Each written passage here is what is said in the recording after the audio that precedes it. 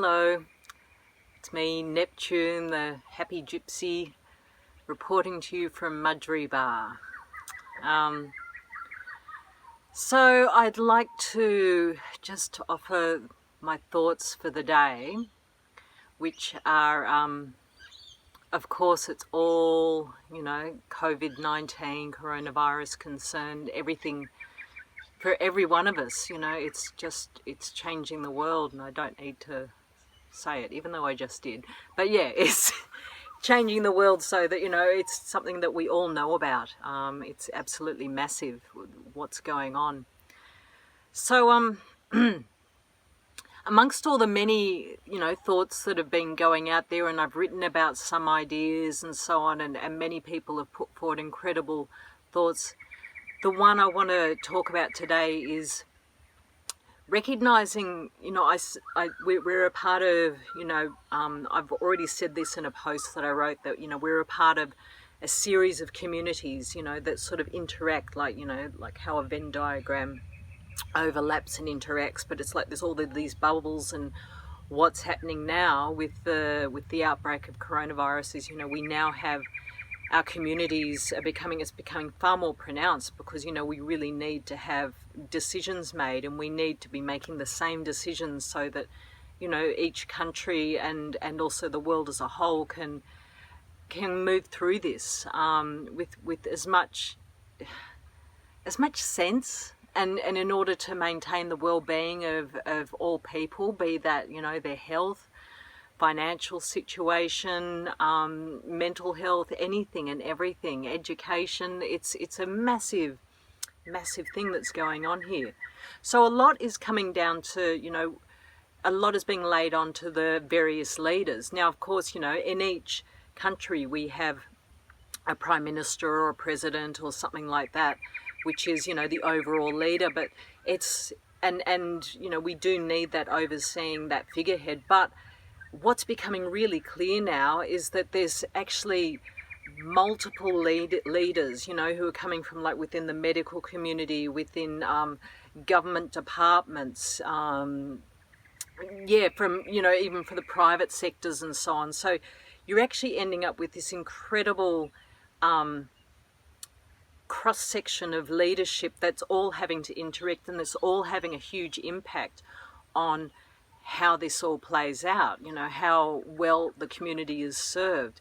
And it means that, we within the community have a voice if we want to, and we're expressing that in whatever way each of us feels like, we need to, which might be just as simple as, hey, I've lost my job, help. And it goes on and on. I've got a mortgage, how can I afford this?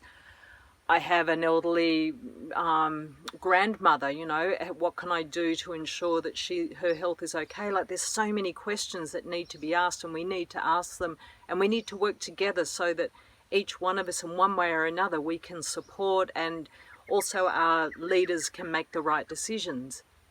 And so I'll speak, purely just about Australia, because, it's very different in each country depending on who the figurehead of that leadership is. And in Australia we have good old ScoMo, and I don't think I'd be out of place in saying that in the past he's not done the best job when it came to the crisis of the fires and so on. Not many people were too impressed with how he behaved, but it's pretty clear now, he's doing all right. He's doing the job that needs to be done. And it's really easy to say, hey, you've made a wrong decision, and, you'll pay for it now. And yeah, it's really easy for anyone and everyone to do this, to, point out what someone else has done wrong. But really, do you want to do that job? Could I do that job? I don't think so, I think it takes a lot of guts and a lot of strength to be able to take on these roles, and to make decisions for, the whole of Australia, for all of these departments, and to be that final person making these decisions. And while they will make mistakes, he will make mistakes, and the other leaders, who work with him will make mistakes, I think they're also getting a lot right. And I think it's really equally important, just put up your hand and say, hey, not happy about this, and to call them on their shit, so to speak. But also let's offer some faith and trust in our leaders and actually thank them, express some gratitude. And personally, I would like to express gratitude for what I see as in the space of, 3 weeks now, so much has happened that is so, so spectacularly incredible to act on behalf of the well-being for all of society. Yes, way more needs to be done, but really, let's get a reality check here. How much has happened so quickly within only 3 weeks?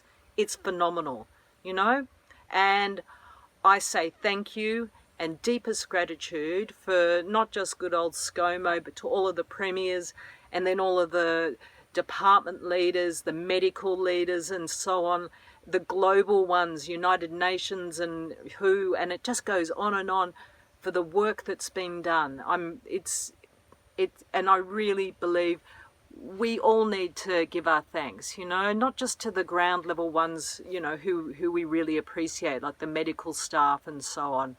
I think we've got to thank our leaders and we've got to appreciate them for what they do and express that and have that faith in them, We're in an age where we're not just this silent, we're not silent anymore. If you want to speak up and be heard, you can.